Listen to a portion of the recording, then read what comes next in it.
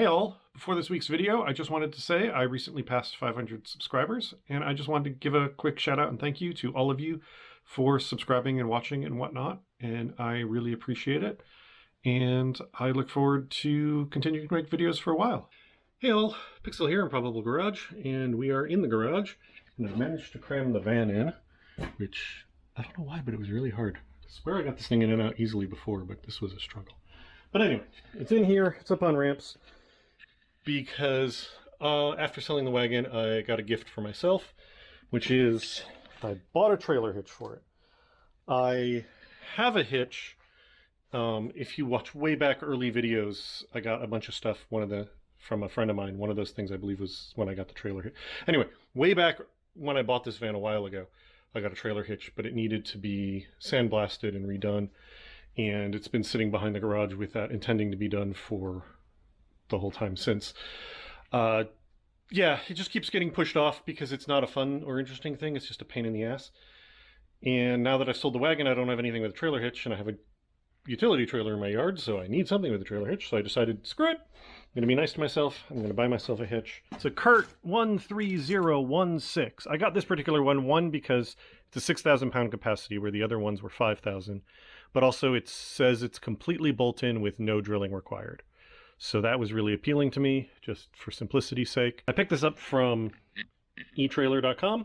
I am not sponsored by them. I paid for this with all of my own money, but I've always had good luck with them. So I'm going to get this all bolted up and in. Hopefully that'll be a fairly easy job. All right, I've been looking at the instructions here, and it looks like what it's going to do is basically replace this bumper bracket. So it's going to pick up these two holes and the hole in the bumper. That's this and these. And then I've got to fish in another plate back here with a carriage bolt to secure the back end.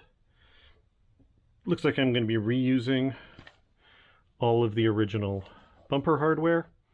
So what I think I'll do is pull those off, install this with them for now, but I'm going to measure what they are and go get some brand new grade 8s to replace at least these two. This one that's this bolt, as long as that comes off intact, I'll just reuse that, and that'll be fine because that's not going to be holding much weight. That's just making it still hold the bumper properly.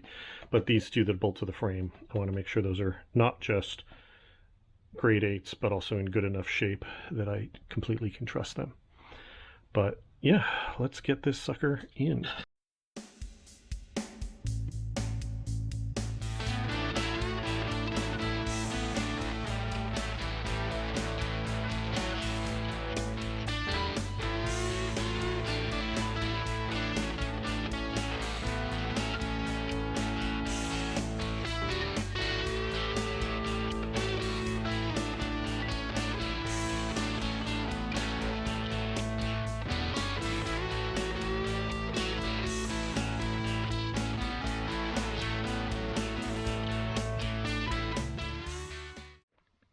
All right, that got way more interesting than I wanted it to, but I did get those brackets off.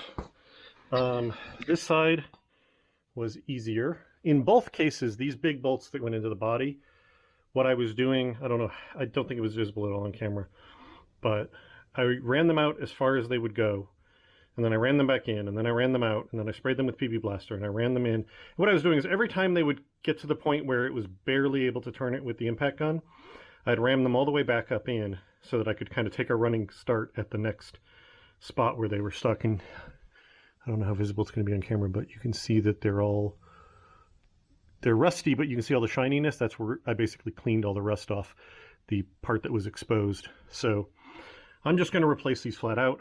I'm not going to reuse these even temporarily because it's just not worth it. And then the bumper brackets on this side, I was lucky. And I was able to, I don't know where it was. Oh, there it is. I was able to get the grinder in and cut the bolt off. The problem was all the threads that were sticking out above the nut were all just nasty. So I knew they were going to be a problem. In this case, I was able to cut those all off, but leave enough nut that I could get a grip on it. And then that meant I could get this off without having to wind this nut into really messed up threads. So as soon as it cracked loose, it wasn't a problem. On this side, I couldn't do that. There just wasn't the angle for it. So I tried to loosen it, and unfortunately it just started spinning in the bumper as soon as it was even slightly loose, because the problem is you can see this little shoulder in here is what's supposed to hold it in, but it's so thin compared to even the thickness of the metal, and it's got a little bit of an angle to it. So as soon as this gets loose at all, it can slide out and just start rotating, even though the hole itself isn't trashed. So what I ended up doing was getting the other two out, cutting the bracket off. This, with that slight bit of looseness, let me rotate the bracket to different positions until I could cut through like this. You can see this is when I tried to cut off the top like the other side and it wouldn't work. But I was able to cut it off this much. And then once I had that much cut off, there was not much left. I don't know where the rest of it went. It pinged off somewhere. But anyway, I then cut vertically down through what was left, you know, the bit of nut that was still on there in one spot, and was able to, with the pry bars and stuff, crack that open. Oh, there it is. It's way over there. Yeah, I was able to cut down through and then crack that open, and once it was cracked open, it wasn't gripping the threads, and I could pry this off and get all of this out. So, I mean, I'm sure if somebody lives somewhere dry, this isn't a big deal. But here in the Northeast, this doesn't surprise me. I'm actually genuinely glad that the 4 big bolts came out as easy as they did. So I'm gonna take a break. I'm gonna go buy 4 of these. These are gonna be fun because it's gonna be a metric grade 8, which I'm not quite sure where I can get that. But anyway, I gotta get 4 of these and new washers. And then I gotta find 2 bumper bolts. It doesn't matter if these are grade 8 or not, it just matters the size of the square head on it. And then once I've got all of that, I can come back in here and reassemble this. And we are back. And yes, my shirt has changed. I realized I was wearing one of my nice ones, so I decided not to get it any grosser than it already was. But I was able to find bolts. Turns out they're not metric. I don't know why I thought they were. Well, I know how I think they were. But 1/2 inch by 13. And a 1.5 is the exact size of what was in there. So I got those. I got some washers. And then the bumper bolts were a little more complicated. Nobody apparently carries chrome bumper bolts in stock anymore that I could find. The local hardware store that might have had them was closed because they didn't have power. So in the meantime, I just got myself some regular carriage bolts of the same size. I'm going to put these in just so I can assemble the whole thing. And then I'm going to order the bumper bolts and swap them out at another time. And I was trying to figure out why I was getting so gross under here, and then I realized, yeah, it's the fluid film I sprayed all over everything. So, anyway. So we're going to put this in. I'm going to have to probably balance this on the jack to get it up. And I'm going to start the 4 big bolts to hold it in place. And then that'll let me get the bumper bolts in, and that'll let me fish the bolts at the back in. So let's get to work.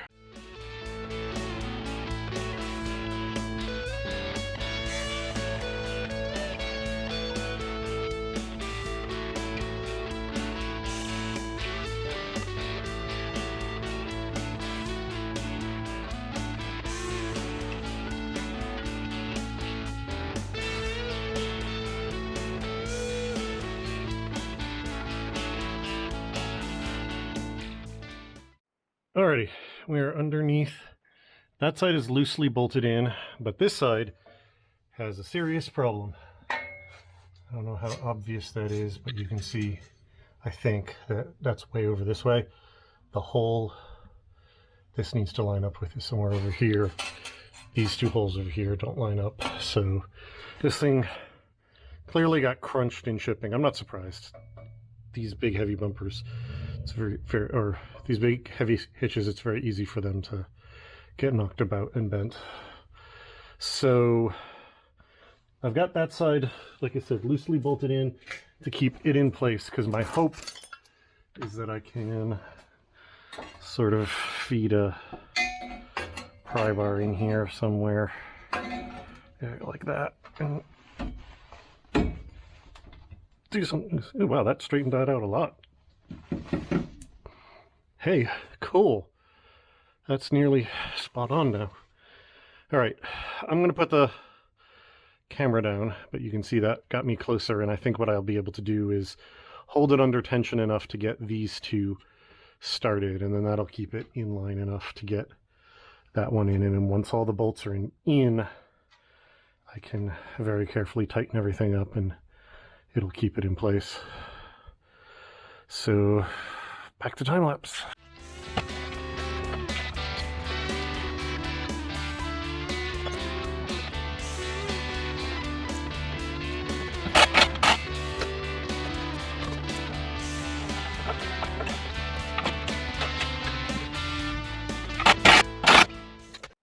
And there we are, all in, all bolted down, all nice and tight. Like I said, these are temporary till I get some proper bumper bolts, but they'll be fine for the time being. Overall, I'm pretty happy with it. You know, that little bend over there wasn't a big deal. I do wish this was tucked back further. I did not realize how much this stuck out because there was none of them with a picture on it. So I don't really like that that's the furthest back point on the van.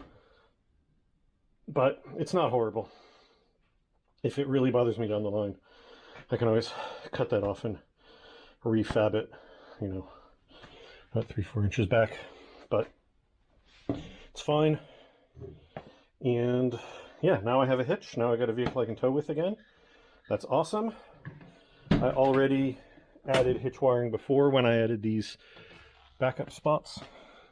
So in here, I've just got my wiring that can just get flopped out. You know what? I should probably trim all those zip ties. So that's it on this video. Nice simple one, just putting a hitch on the van, but that's going to add a lot of functionality, especially like I said, because I don't have anything else with a hitch right now. So yeah, I'm pretty happy with this.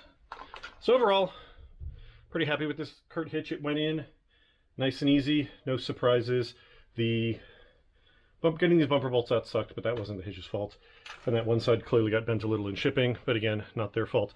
I do very much like this little fish wire they gave you for getting the bolts through the frame rail that you can like thread directly onto the bolt. This was great. Like, I wish there was companies that just sold these, because there's been several times when something like this would have been useful. So this is going to go in a drawer, see if I can use it in the future. It may be specific to that size of bolt, but it'll be something I can potentially keep around as a, you know, weapon in my arsenal, as it were. So that's it for the hitch. I think I'm going to replace the shocks under there, but unless there's something worth showing you, I'm not going to bother with that. So if you're seeing this, it was fine. So thank you all very much for watching, and I will talk to you later. Bye. All right, so no surprises, but these rear shocks are completely blown. I pushed them down. They don't even attempt to go back up again. So these are completely shot. And judging by the fact there's no markings on them, I suspect they're also original. So those ought to be an improvement.